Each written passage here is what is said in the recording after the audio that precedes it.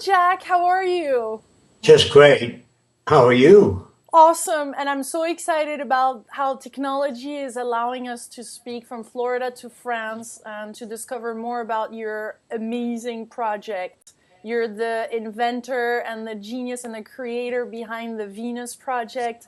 A lot of people are talking about this. This is more relevant than ever. You must be excited at 95 years old, nearly 96, to see more and more people talking about it and to see this more and more real. How awesome! Thank you. Tell us about this vision. Tell us what does the Venus Project represent to you and for the world? Well, it seems that we're moving in the wrong direction. We're making our universities better equipped than ever, but the bombs are getting worse. The wars are getting longer. And it seems that people are too materialistic. They're not concerned with one another and other nations. We are concerned with the future of humanity. We want human beings to learn to care for all people throughout the world. And the Venus Project is designed to build a better life for all the world's people rather than a selected few. I'm very much against the separation of nations. I'd like them all to become one and share the Earth's resources collectively so that we all enhance the lives of one another. To put an end to poverty, hunger, unemployment, and the end of militarism, and to build a world in which all human beings participate. What do you think are the conditions for that? What is essential for this project? What are the essential things that it needs to have? What it needs, people do not move unless conditions force them to move. If they lose their home, their job, and they can't get another job, if automation replaces a lot of people, then they'll be looking for something new. But as long as they're working and like their lifestyle, they don't change. Unfortunately, people are changed by biosocial pressures or the march of events. Mm-hmm. Do you think it's possible to live with no money? Yes, it's very possible. But we want to build a resource-based economy. Instead of money, we make resources available to all the world's people. In other words, where did we get this land? Where did America get it? They took it by force and violence from the Indians. Mm-hmm.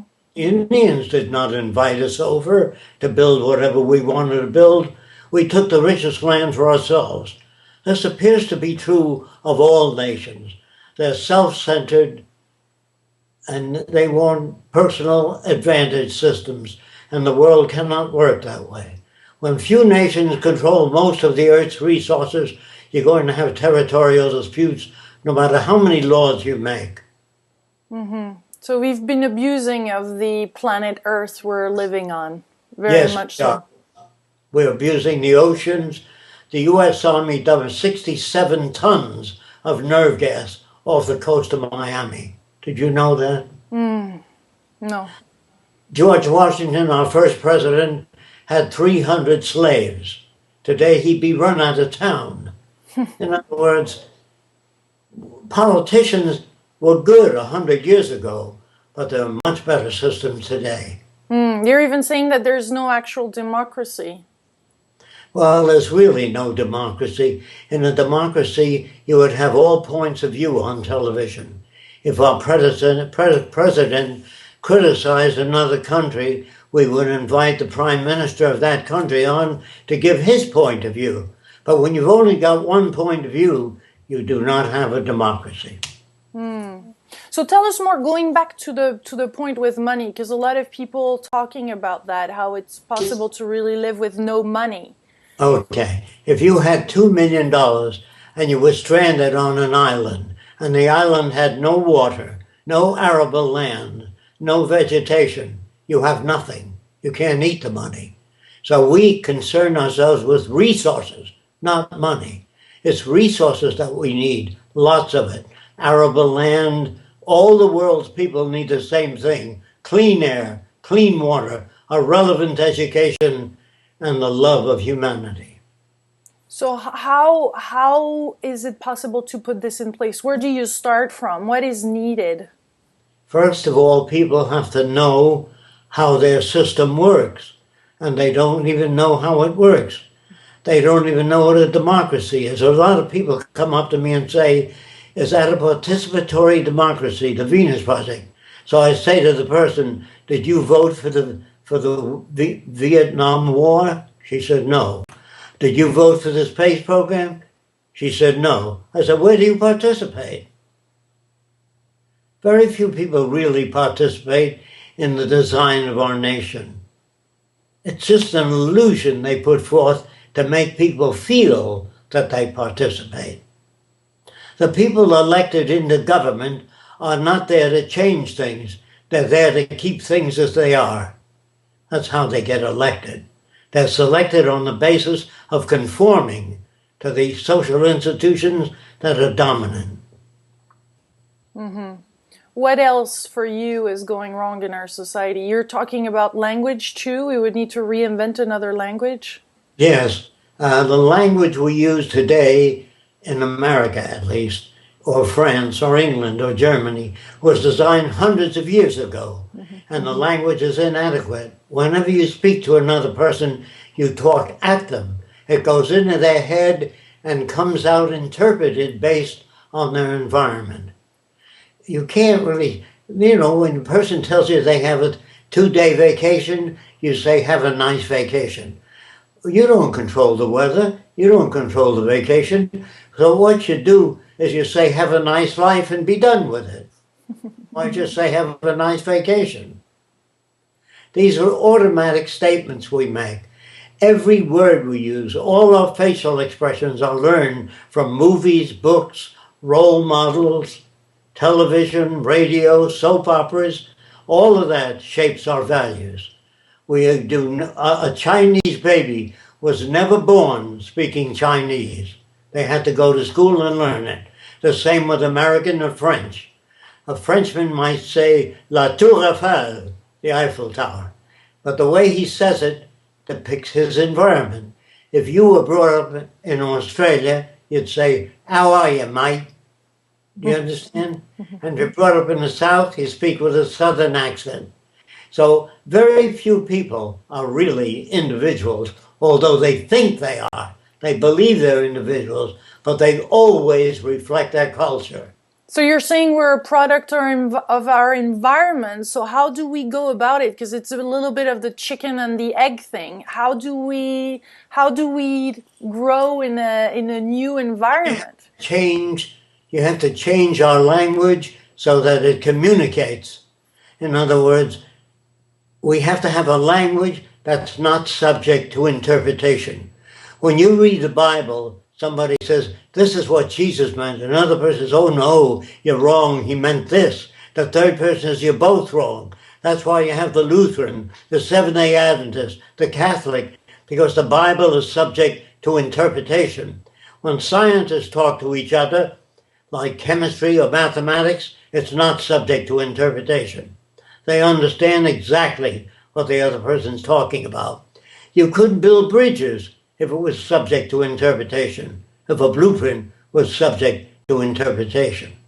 Do you understand that? Yeah, and though I understand that science can be very limited, and now science is also splitting. So even though if we agree and we create a new language, it still seems that separation is not at the source of human beings, but it comes back to that right now. Yes, it does. So scientists used to write books on why man can't fly.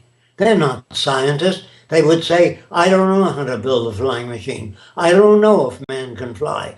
Learning to say I don't know is the most honest thing you can do. So how did you learn how to believe when all this started? I read something about you in 1929 during the Great Depression. That was kind of a pivotal moment. Yes. During the Great Depression, I noticed that politicians would say things people like to hear. and they lie about one another. The Democrats lie about the Republicans lie about the Democrats. That isn't a democracy. That's an autocracy where certain people maintain control, and that is the powerful. The powerful like things as they are, and they like to keep it that way. So this society we call an established society. We don't like an established society. We care for an emergent society that keeps growing. There are no final frontiers. There are no utopias, no best city. There's no best laptop you can design. You can only design the best laptop you know of up to now. But 2 years from now, it'll be smaller, lighter, and do many more things. There's no limit to what people are going to accomplish. When you have a fixed society or established, it's to keep things as they are. And we want an emergent society that is a state of constant growth and knowledge. So in constant state of creativity, because I guess your project must Yes. have evolved and constantly you're rethinking it, and you must be surprised of where we're at, Yes, considering what you thought we would be right now. We're moving technically, but not socially. Yeah. Our computers are getting better, faster, but our social system has poverty, hunger, unemployment. All that is not necessary. With today's technology, we can build a world of abundance, not just material abundance, but spiritual, where there's no armies, no navies, no military system, no prisons, and no police. Our system is one in which every human being has access to the necessities of life. If you don't understand that, it's like the public library. Anyone can check out a book. Next door to the public library, we have a camera center where anyone can check out a camera. Next door to that, we have musical instruments, like a library, where anyone can check out a musical instrument. That would put an end to crime. Crime is made by scarcity, lack of opportunities to gather a higher standard of living. So people right now are concerned with their standard of living. So if they become unemployed due to machine technology taking away their job, and if you don't give them unemployment compensation, they will break the windows and take things from markets. So I see a lot of trouble ahead. I'm sorry about that. I wish it were otherwise.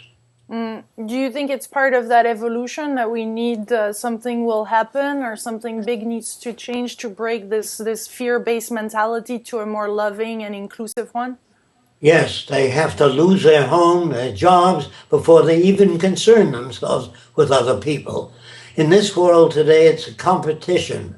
In the future, it'll be sharing ideas, not competition. Sharing ideas with other people. When you have a patent, you deprive other people of your ideas. If you can turn out, say, vacuum cleaners faster than my company, if you share your ideas with me, you lose a competitive edge. Do you understand that? It's hard to be decent in a monetary system. You can pay off politicians. You can pay off the drug companies. The drug companies can pay off doctors. As long as you got money, you'll have corruption. Even the Bible says the love of money is the root of all evil. You say a few things that we could implement right now in our society or change ourselves in our own lives. We can't change ourselves. We have to study. We have to read. We have to get ideas from all over the world. In the future, your television on Sunday will have all concepts of religion from all different points of the world, and non-religion, and atheism, and agnosticism. And it's up to the public to turn off what they don't want to hear. It's not up to government to regulate what they think you ought to hear.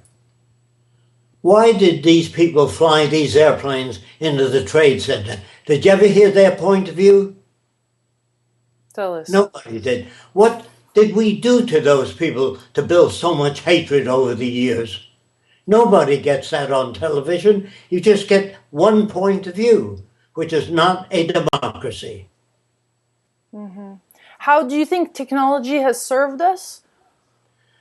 Technology is managed by the free enterprise system. Technology is owned by the very wealthy and powerful people, and they decide policy, what schools teach, what they don't teach, and they decide what goes on the news. Don't forget, GE owns NBC, so you're not going to get anything against GE. Do you understand what I mean? You don't have an operation of news which gives us all points of view. And as long as you don't have that, you're going to have stupidity in government and amongst the public. If they're not informed, you can't have a democracy.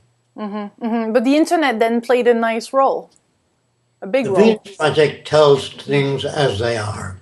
The internet. I was asking if the internet actually played a big role, didn't it? Because on the internet you have a lot of information. We wouldn't be able to do this right now. Oh, it's today the people all over the world know about the Venus Project. There are millions of people all over the world that now know about it. And there are organizations in every country that advocate the Venus Project, and it's growing very fast. We don't want to kill anybody, hurt anybody. We think that the wealthiest people today will live better in a resource-based economy. And if you still don't understand me, Jesus said, "Thy will be done on earth as it is in heaven." There's no money, no social stratification, no land owned by powerful people. And Jesus also said, love your enemy. He also said, thou shalt not kill. He didn't say you can kill Wednesdays and Thursdays. The Bible says, thou shalt not kill. Love your enemy. Judge not, lest you be judged. I've never met a Christian, a person that behaved that way. Apparently, they don't seem to know what they're reading. Where are you at right now in implementing the Venus Project? We're growing very fast. People come from all over the world to visit the Venus Project here in Venus, Florida. They come from all over the world. They want to know more about it. They want to know, will an individual have the right to live in their own environment if they want to? Yes, they will. That there's nobody that directs the Venus Project. There is no government. Government has always been corrupt, all through history. If you don't understand that, Harry Truman, who was president, was a hat salesman. He had a hat store. Did you know that? Well, now, when Oppenheimer went to visit him, he said, now that we've given you the atom bomb, will you be kind enough to drop it 30 miles offshore and tell the Japanese that you have a terrible weapon, you'd rather not use it, demonstrate it. And Harry Truman said, I don't want those people in my office anymore. He was a stupid man, and he dropped a bomb in Hiroshima and Nagasaki. Do you understand that? And do you understand that the Army dumped 67 tons of nerve gas off the coast of Miami? How can you love the country and do that, dump that into the ocean? I mean, the oil companies wouldn't like the electric car because it might put them out of business. Do you understand that? Yeah. All right, so if you come up with if you manufacture lawnmowers, you'd like to sell a lawnmower to every house. What I would do is put engineers or agronomists on developing grass that only grows 1.5 inches, so you don't need lawnmowers. Do you understand? The lawnmower people would hate my guts if I did that. Yeah, for sure. How about the life force? How can you really manage? I mean, the grass wants to grow like we want to grow. Well, we can grow it in laboratories and vary the grass. All the grass that grows short, what you do is you remove those seeds and the grass comes out shorter. There are ways of solving problems. There's no shortage of energy. We would harness the waves, the wind, geothermal, temperature differential in the oceans. There's thousands of sources of energy. You needn't to worry about that. Only politicians don't know what to do. Please don't take my word. Go up and ask any politician, how do you prevent war? I don't know. How will you grow food to feed hungry people? I don't know. They really don't know a damn thing. And there'll be no politicians in the future. Everything that you have, your electric light, your washing machine, your refrigerator, are all technical. Politics was good 100 years ago, but it's obsolete today. They don't even know how to solve problems. The Democrats can't talk to the Republicans. Republicans can't talk to the Democrats. How are we going to solve problems with politics? What do you think of Occupy Wall Street? Without offering an alternative, it's nothing. In other words, it's not enough to criticize your government. You have to offer alternative methods to solve those problems. For example, instead of putting up a sign, drive carefully, slippery when wet, we put abrasive in the highway so it's not slippery when wet. Do you understand? Yes. Do you keep on solve the problems? Yeah. Do you actually sleep, or when do you receive all this information? Are you always thinking? Working at it for 75 years, how to design a culture to do away with most crimes. Most criminals, serial killers are all made by this society. I know it's very difficult to understand that. If you don't understand that, I'll give you an example. If you're brought up in an uneducated region of the South, you'll speak with a Southern accent, and you'd say things like, I'm gonna get me a nigger and I'm gonna kick his butt. Where do you get that from? You get it from the environment. All racism, hatred, greed is all generated. Now, most people don't even know how. They're not educated in school. They're taught to be a plumber, a butcher, a baker, but they're not educated to think. They don't know where human values come from. They think that some people are born good, some people are lazy, some people are creative. All that's artificial. It's not real. They're made that way by culture. If you were raised as a baby in Nazi Germany, if you never saw anything else, you'd be a Nazi. It's not your fault. If you lived in ancient Rome, they're brought up to believe in many different gods. The god of war, the god of peace. They had hundreds of different gods. Some had 20 gods. Then the Christian came to town. He said, there's only one God. And they said, listen to this jerk. They're brought up that way. It's normal for them to believe in many gods if they're brought up that way. So they used to feed the Christians to lions. Families used to come Saturday and Sunday and watch that. And the children say, Daddy, can I come next week to watch Christians being fed to lions? And Daddy would say, if you behave yourself. Is Daddy nuts? No, he's not. He's normal to that culture. If you lived in the Arab world, it's normal to have many wives that you can afford. If you have 10 wives, that's good. If you have 20 wives, you can afford more. That is normal to that culture. It's normal to our culture to watch prize fights where you pound another person's head and damage their brain. Any physiologist will tell you that boxing is not good for people. Do you understand? We are conditioned, brought up, hey, that was a great fight. They really battled it out there. All of that stuff that you consider normal and right is detrimental.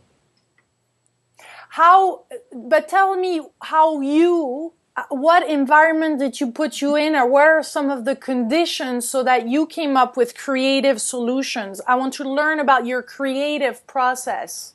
Okay. My grandfather said to me, Jacques, people came from all over the world to America, and they brought ideas, language, dialects, inventions. Louis Pasteur was a Frenchman. Without Louis Pasteur, most of us would not be alive today. So we owe so much to so many countries. My grandfather says, if you love the world, pledge allegiance to the earth. Take care of it and work for the benefit of all people. Never pledge allegiance to any one country because they are all corrupt. And so I refused to pledge allegiance to the flag when I was 13 or 14. And the teacher grabbed me by the ear and brought me to the principal's office. And he said to the teacher, you're excused. When she left, he put his arm around me. He said, why don't you want to pledge allegiance? Everybody does. I said, everybody once believed the earth was flat. That doesn't make the earth flat, what everybody believes. So you have to be ruthlessly honest. You have to talk about things as they are, how societies evolve, where they're corrupt, where they're decent. All aspects of society have to be faced. And as long as you have money, you can pay off politicians. If I put up $1 million to help you get elected, you owe me a favor. Do you understand what I'm saying? Mm-hmm. Mm-hmm. You cannot, in a monetary system, have decency and ethics.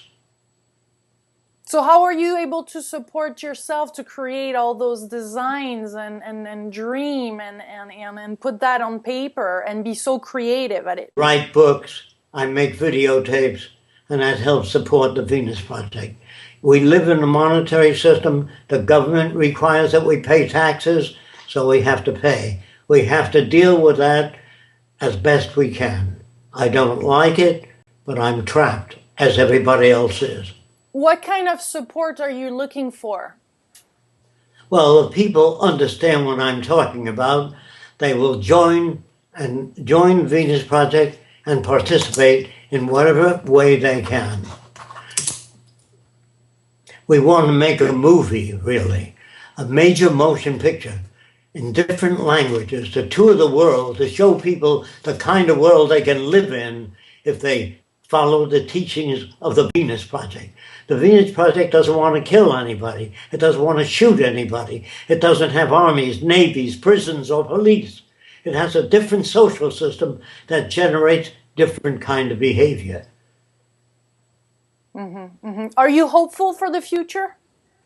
It's growing very fast, the Venus Project, and people are still coming from all over the world to Venus, Florida. Yes, I am hopeful. Otherwise, I wouldn't work at it. Mm-hmm. And you're hopeful for the world in general? Yes, the world in general. There's nothing less would do. If you try to patch up this system, it'll only go in the wrong direction. Is it welcoming also other beings in the universe? Yes, we do. Tell me more about it. Well, I don't think there are some planets that probably contain life, but I don't think that the life forms would look like us. They would look very different. And the point is, we're not educated to accept difference. We're taught about beauty, and beauty has nothing to do with anything. If you're brought up in a culture where everybody had 6 arms or a nose a foot long, that would be beautiful. Beauty is in the eyes of the beholder. It's not a truth perspective. It's propaganda. If you're brought up to believe that our people are beautiful, that the Japanese are not, that the Philippines are not, then you're going to have problems. All people are beautiful to people raised in a culture that's different. We haven't got the broad point of view yet to be able to accept different forms of life with a different point of view. You know, when I was 21 years old, I wondered whether men, their attitude toward women was inborn or was it nurtured by culture. So I went to the South Pacific Islands and I lived there for a while. When I got there, when I got to Tuamotu, it's a chain of islands about 300 miles east of Tahiti. And the natives all walked around without any clothing.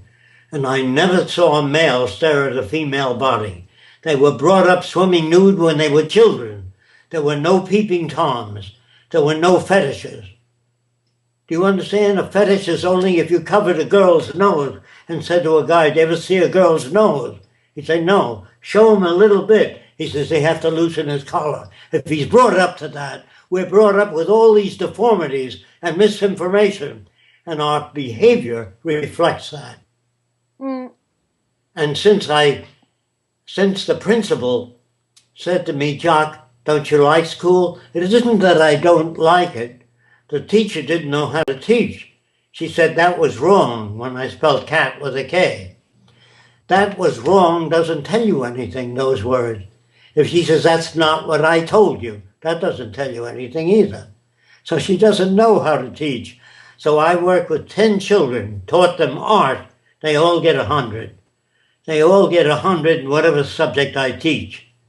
I never have anybody with lesser grade. That's because teaching is uniform. They don't know how to teach.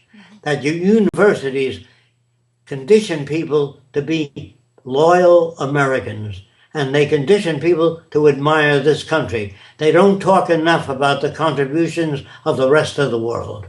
We owe so much There's so many different countries that I cannot pledge allegiance to any one country. So to end this interview, Jacques, is world peace possible? Yes. Not only world peace, but harmony. Learning how to live with nature, not conquer nature. We want to learn how to live with nature and nurture nature and not spray poisons on plants that are growing. When you use artificial means you color food to make it look better, you color apples, you put ingredients in food to increase the shelf life. If flies won't eat it, you can't live on it either. So cancer is on the increase. The system is no good. It doesn't know how to deal with problems. And I've worked for many different companies. I've worked for Northrop Aircraft Company, the Douglas Division. I've worked for Raymond D. Isa, helicopter countries, and always made safety devices, never weapons. If you want, before leaving this earth, one thing that people will remember from you being on the planet as a message, what would that be summarized to? Learn the methods of science. The method of science means if you take a piece of metal and you want to know how strong it is, pull it apart and write down the strength. Then compress it and then twist it. Write its torsional strength in numbers. In other words, if you're a metallurgist, if you mix different metals together, you're trying to make an object stronger or lighter. And so the method of science is to test your theories. So years ago I said, Jacques, how are you going to change the world? Thinking is talking to yourself. I said, I don't know, when I was 21. So I joined the Ku Klux Klan and I dissolved it in a month and a half. Then I joined the White Citizens Council. They hate foreigners, all foreigners. I dissolved that in 1 month. And I've been working on how to change people without hurting them or injuring them or torturing them. I think we can bridge the difference between nations without killing them, without using weapons of war.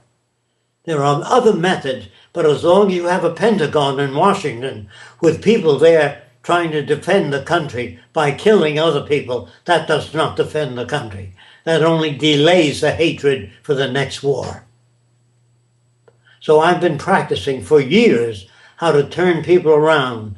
But don't forget, I can't get on television or radio because I was on the Larry King show years ago and I attacked the cigarette companies for turning out these cancer sticks. They produce cancer. It may take 15 and 20 years. Why does the government permit it if they love the American people? Because they get a kickback on taxation on the cigarettes.